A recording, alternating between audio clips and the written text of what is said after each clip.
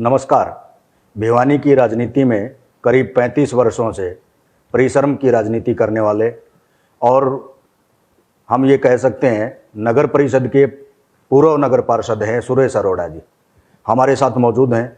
नगर निकाय चुनाव हैं वर्तमान में और ख़ास तौर पर चेयरपर्सन की अभी जो लड़ाई है सभी दलों की सभी पार्टियों की, इनसे अनुभव बटोरेंगे और जो एक चाणक्य नीति के रूप में इनको जाना जाता है, हर जगह जहां भी इनको अच्छा बुरा नज़र आता है ये हर जगह खड़ा मिलते हैं।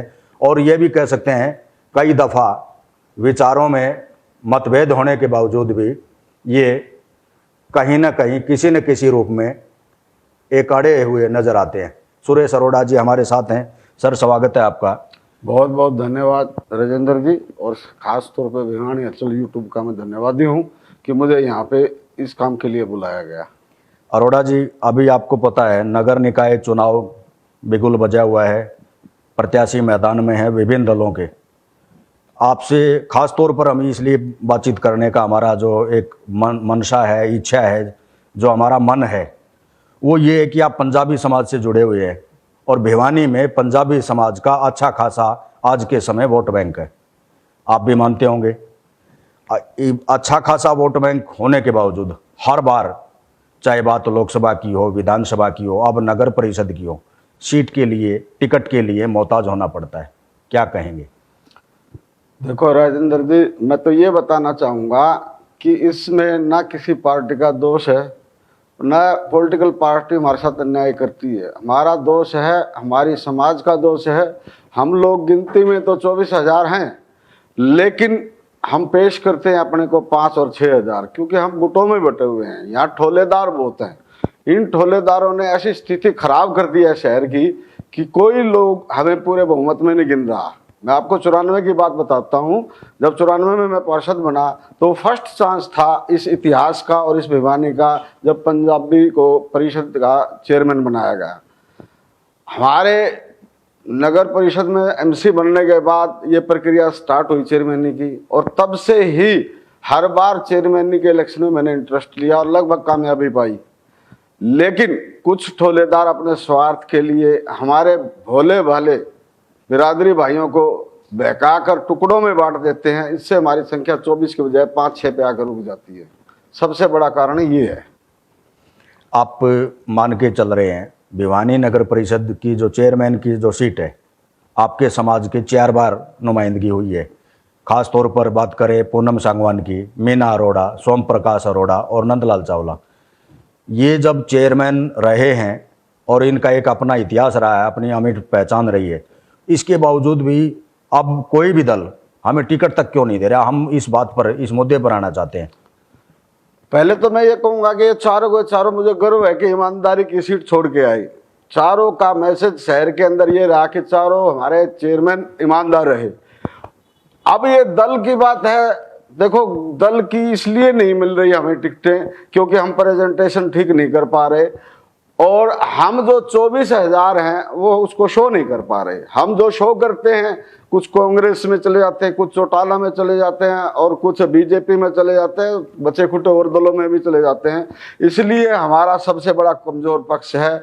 नगर परिषद कोई पॉलिटिकल पोस्ट नहीं है, लेकिन ये बना दी गई है। नगर परिषद भाईचारे का, भिवानी को बचाने का और भ्रष्टाचार से बचाने का एक सीट है।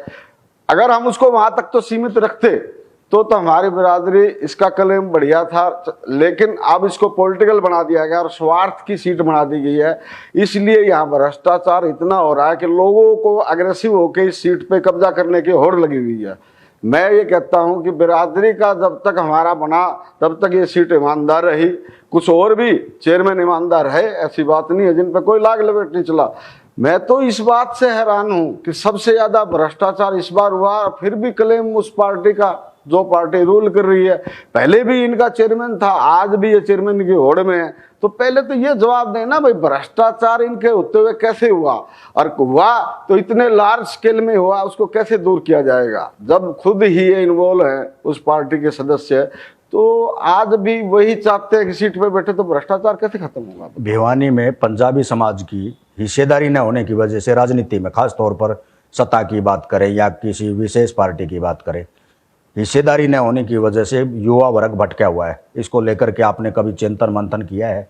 नहीं, देखो क्या है इसमें सबसे बड़ी प्रॉब्लम हमारे साथ क्या है, हमारी समाज की मीटिंगें भी होती हैं, हुई भी हैं पीछे, एक समाज की मीटिंगों को मजाक बना के छोड़ दिया गया है।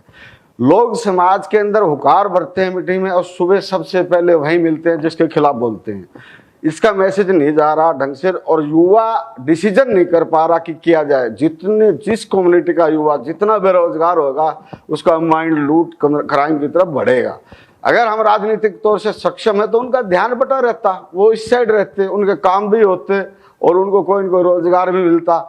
लेकिन इस बात पर कोई ठोलेदार मंथन नहीं कर रहा, क्योंकि हर ठोलेदार को व्यक्ति विशेष से लगाव है, पार्टी से लगाव है, उसका बिरादरी के युवा से और बिरादरी के लिए कैसे कोई मतलब नहीं है इनका भला हो रहा है या बुरा हो रहा है। उसको अपने से भला बुरा है, अपना मकसद निकालना चाहते हैं वो लोग, वो सिर्फ अपने स्वार्थ को ठीक करना चाहते हैं बस। पंजाबी समाज के कुछ लोगों को पार्टियों में पदाधिकारी बनाया हुआ है ताकि वोट बैंक पर सेंध लगी रहे, वोट बैंक के साथ सौदा होता रहे और ये लंबे समय से होता रहा है। क्या कहेंगे आप? मैंने आपको बताया, जब तक बिरादरी के लोग इसको पॉलिटिकल सीट समझेंगे तो ऐसे छिंड-मिंड रहेंगे, ये सीट कभी नहीं आएगी हमारी दोबारा। इसको पॉलिटिकल सीट ना समझ के भाईचारे की और बिरादरी की सीट समझ के सभी पार्टियों से हटके, पार्टी पॉलिटिक्स से हटके कोई अगर राजनीति करेगा, पार्टी पॉलिटिक्स से हटके कोई डिसीजन लिया जाएगा, तब ये सीट हमारी दोबारा आ सकती है। भिवानी में पंजाबी समाज राजनीतिक स्टैंड कायम कर पाएगा, आपको ऐसा लगता है? क्योंकि खास तौर पर विभिन्न दलों में जो भी पदाधिकारी है, हम किसी का नाम नहीं लेना चाहते, न आरोप लगा रहे हैं, चाटुकारिता के अलावा कुछ नजर नहीं आता है। जी देखो, जिंदगी में एक बात याद रखो, गुलाम कभी लीडर नहीं बन सकते। जो चाटुकार है वो चाटुकार रहेंगे। लीडरशिप की क्वालिटी उसकी भाषा में, उसके विचारों में होती है। गुलाम तो गुलाम रहेगा, गुलाम को कोई लीडर भी पसंद नहीं करता, यूज तो करता है लेकिन पसंद नहीं करता। लीडरशिप निखारनी पड़ेगी। चंद ऐसे लीडर हैं जो इस नई राजनीति में आपके प्रवेश में, कि अगर विधानसभा का चुनाव होता है तो वो कैंडिडेट होते हैं, चेयरपर्सन का चुनाव होता है तो वो कैंडिडेट होते हैं, और पार्षद का चुनाव होता है तो वो कैंडिडेट होते हैं। मुझे समझ में नहीं आ रहा कि सारा ठेका उन्होंने ले रखा है या किसी और का नंबर भी आने देंगे वो। विधानसभा में, गत विधानसभा की बात करें, टिकट के लिए लोग तरसते रहे और विधानसभा चुनावों में ही, चुनाव से पहले जो अभी विधायक हैं सतासीन घनश्याम सराफ जी, इन्होंने पंजाबी समाज के एक बड़े नेता के घर जाकर के कमिटमेंट किया कि इस बार हमारे को साथ दे दो और अगली बार पंजाबी समाज का हम साथ देंगे। लेकिन पंजाबी समाज अब उल्टा ये बोल रहा है कि वो हमारे साथ आने की बजाय हमारी बात तक सुनने को तैयार नहीं है। क्या कहें इसको? देखिए, ये जिम्मेवारी उन ठोलेदारों की बनती है जहां ये कमिटमेंट हुआ और स्वार्थ के वशीभूत कमिटमेंट हुआ और टाइम बिंग मतलब के लिए कमिटमेंट हुआ। वो ठोलेदारों को जवाबदेही बनती थी। उन्होंने किसी व्यक्ति विशेष को लाभ पहुंचाने के लिए, गैर पंजाबी व्यक्ति विशेष को लाभ पहुंचाने के लिए ये डिसीजन करवाया। जब लोगों ने उनसे अब सवाल किया तो वो अपने कदम पीछे खींच गए और उन्होंने कहा कि घनश्याम जी हमारी मानते नहीं है। जब घनश्याम जी आपकी नहीं मानते तो आपने ऐसा डिसीजन किया क्यों? बिरादरी के अंदर ऐसा मैसेज दिया क्यों? उस टाइम आप कर लेते भाई, कोई किसी के साथ जाए, हमें कोई एतराज नहीं है। ऐसे डिसीजन क्यों करते जिस पे खड़े नहीं उतर पाते? इस बार नगर परिषद चेयरपर्सन के लिए पंजाबी समाज के काफ़ी दावेदार थे, प्रचार भी था पहले से भी, कहीं न कहीं किसी न किसी रूप में वो आगे पीछे की दौड़ धूप भी करते रहे। लेकिन जो ही बीजेपी की तरफ से टिकट घोषित हुई, रात को रोष होता है पूरा, और रोष के बाद में सुबह की बात करते हैं तो सुबह जाकर के शरणागत की सिचुएशन आ जाती है। क्या कहें इसको? बड़े दुख की बात है कि चुनावों में लीडरों को वोटों की जरूरत होती है तो लीडरों को आना चाहिए। यहाँ ऐसे तथाकथित नेता हैं जिनका ना कोई ध्येय है ना कोई मोटिव है, खुद ही जाके उनका दरवाजा खटखटाते हैं और मदद के लिए अपने आप पहुंच जाते हैं। इसलिए जब तक उनको संघर्ष नहीं होता वो हमें क्यों याद रखेंगे? इसलिए वो हमारे काम नहीं करते और हमें को तवज्जो नहीं देते। टिकट न मिलने की नाराजगी वो एक दिन भी कम से कम उनको नहीं खल पाई, या एक दिन तक इंतजार नहीं कर पाए ताकि कोई नेता आए, कोई पार्टी से जुड़ा हुआ पदाधिकारी आए। वो आने से पहले ही उनके शरणागत यदि हो जाएगा पंजाबी समाज, उनके नुमाइंदे हो जाएंगे, तो भविष्य में क्या आशा है इसको लेकर के? देखो राजकुमार जी, मेरे को राजेंद्र जी, मुझे अभी 35 साल हो गए हैं। मैं आपको आज एक आश्वासन देता हूँ, जिन लोगों ने ये किया है और जिन लोगों ने बिरादरी की पंचायत के साथ धोखा किया है, वो जीवन में कभी पॉलिटिशियन नहीं बन सकते। बिरादरी उनको सबक सिखाएगी। और जहां तक आप लोग डिसीजन की बात सोच रहे हो, ये 25 से 30% आदमी हैं जो अपने स्वार्थ के वशीभूत जगह जगह जुड़ गए हैं। 70% वोटर पंजाबी बिरादरी का मौके के इंतजार में है। वो ये चाहता है कि नॉन पॉलिटिकल और सामाजिक आदमी कोई बड़ा निर्णय ले, ताकि इनको भी सबक सिखाया जा सके और जिस पार्टियों ने हमारे साथ धोखा किया उनको भी सबक सिखाया जा सके। आप नगर पार्षद रहे हैं, नगर परिषद से सीधा जुड़े हुए हैं, इस सीट पर इस बार कैसा कैंडिडेट, कैसी महिला बैठनी चाहिए ताकि ये जो करोड़ों का घोटाला है, जो भ्रष्टाचार है, ये कैसे रुक पाएगा? देखिए, ये एक शहर की सबसे खतरनाक और हॉट सीट है जिस पे राज करना सबके बस की बात नहीं है। पारिवारिक तौर से और राजनीतिक तौर से जो परिवार स्ट्रोंग है, मजबूत है, उसकी महिला ही यहाँ राज कर पाएगी। कमजोर परिवार की महिला यहाँ राज नहीं कर पाएगी। ना तो उसकी चेयरपर्सन चलने देंगे, ना उसको कोई रेजुलेशन पास होने देंगे। जो सक्षम है और परिवार मजबूत है, जिसकी पीठ बड़ी मजबूत है, वो ही चेयरपर्सन इसको चला पाएगी। आम आदमी के, आम महिला के बस की बात नहीं। कब तक समाज का वोट बैंक दूसरे नेताओं के हाथों में खेलता रहेगा?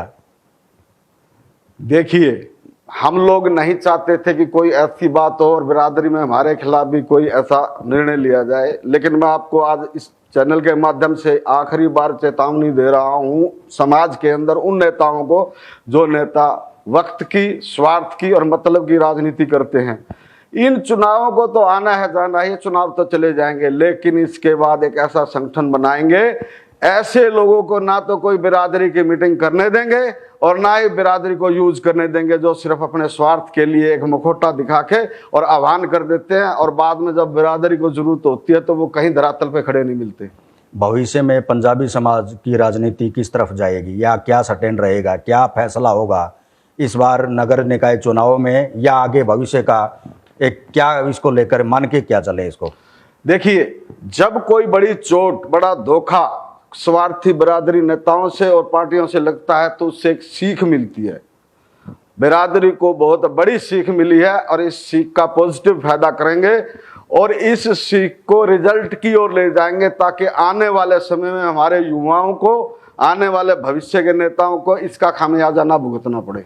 पार्टियों की तरफ से यदि बात करें, एक अंतिम सवाल है आपसे, पार्टियों की तरफ से बात करें तो अग्रवाल समाज की तरफ से कांग्रेस समर्थित एक उम्मीदवार मैदान में है।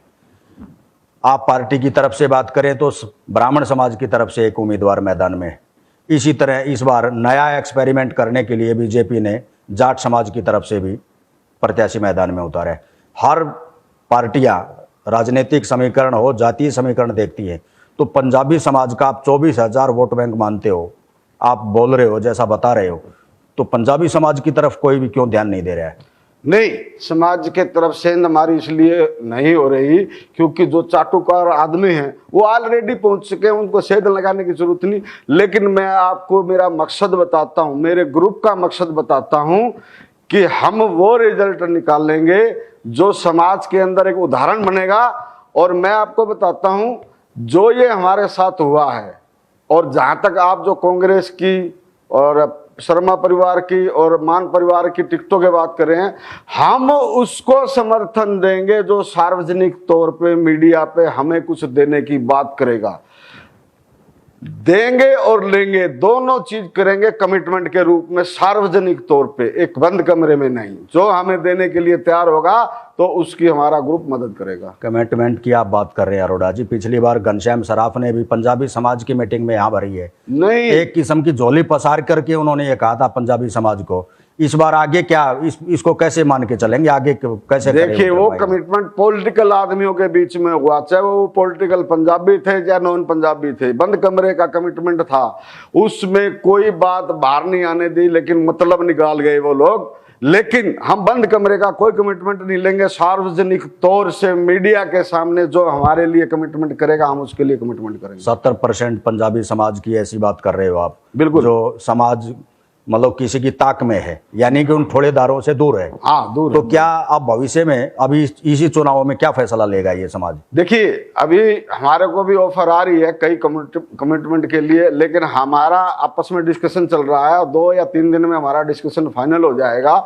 जो भी हमारे साथी जो सामाजिक तौर से समाज में कार्यरत हैं और धार्मिक तौर से कार्य रखते हैं, जो नॉन पॉलिटिकल है, जो न्यूट्रल है, हमारा ग्रुप वो है, उसको निकालेंगे और वो क्या ठोस निर्णय लेते हैं बहुमत में तब बात करेंगे। जी शुक्रिया। ये थे सुरेश अरोड़ा जी, जैसा कि करीब 35 वर्षों से एक परिश्रम की राजनीति कर रहे हैं और ये चाणक्य के रूप में जाने जाते हैं।